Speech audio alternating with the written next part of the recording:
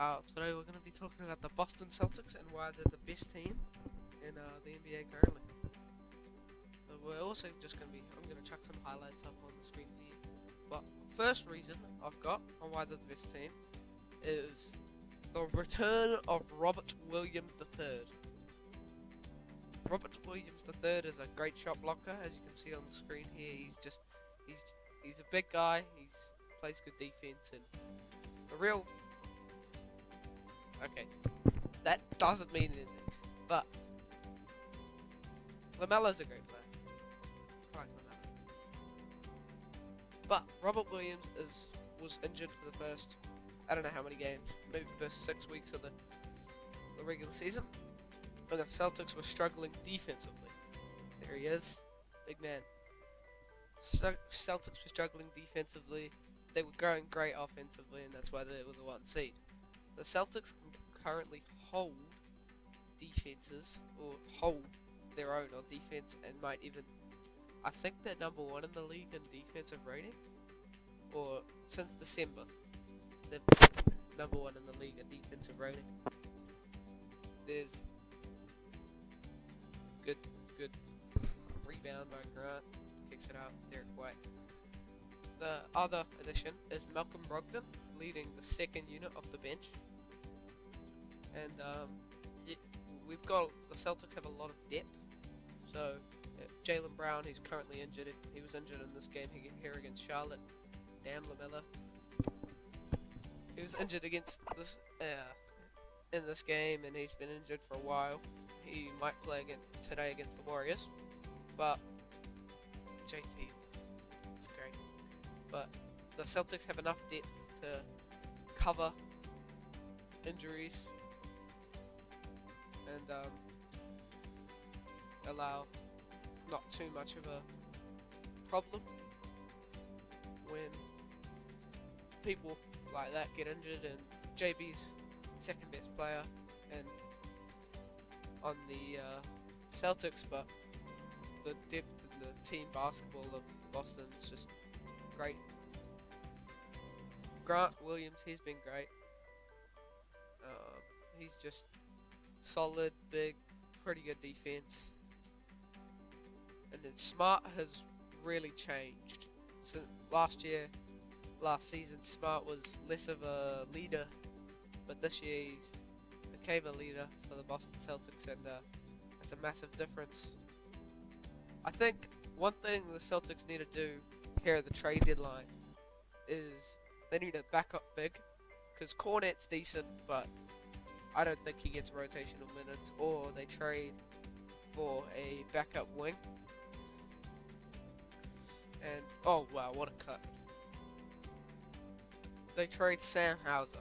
Now Hauser is going through like a 2-month shooting slump, and he's not making very many shots, and when you're brought onto the team just to be a shooter and you can't shoot, there's not much point of him being on the team. And this is a championship contender, so to have a player who can't really do anything on the floor, his defense is not great, to have him on in the minutes where JT or JB go to the bench is kind of rough, and it allows other teams to get back into the game off missed 3-point attempts, because Sam doesn't stop taking the threes, he just doesn't make any. And the rest of the rotation, such as the guard play is a little bit heavy. You have Malcolm Brogdon, Derek White, and Peyton Pritchard all off the bench, when you have Marcus Smart and Jaylen Brown usually starting. Or Derek White starts now, so you have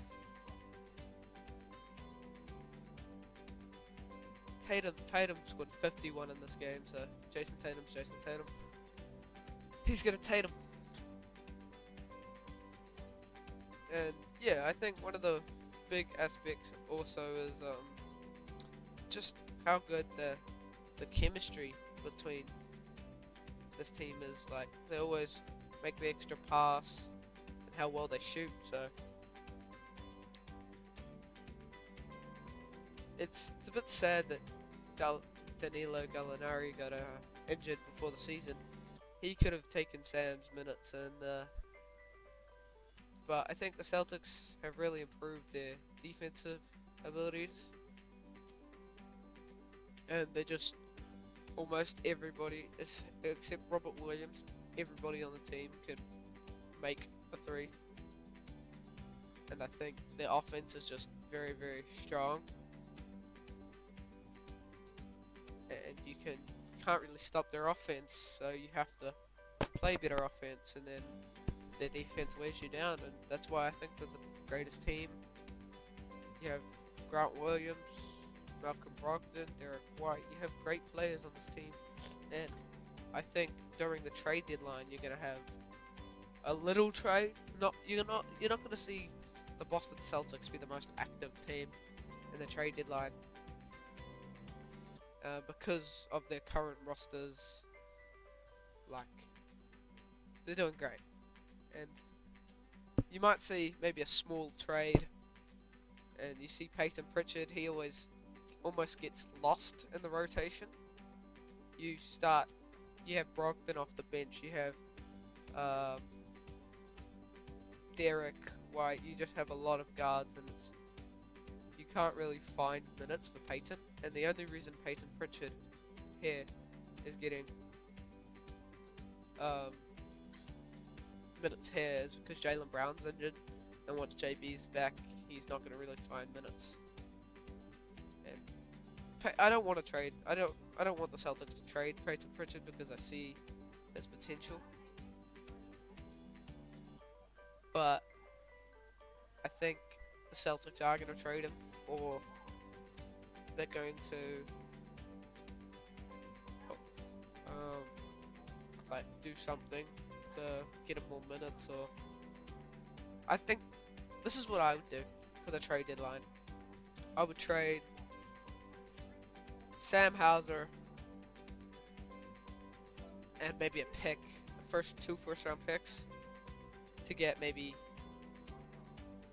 a Dylan Brooks kind of player. And of course, I'm not saying Dylan Brooks exactly because he's in Memphis and he's definitely gonna stay in Memphis, but you need a defensive wing off the bench that can score a little bit, but doesn't have to be an offensive threat, because you have Malcolm Brogdon off the bench to get buckets for you on your bench unit. And you can see the rotations that Joe Mazzulla is running in.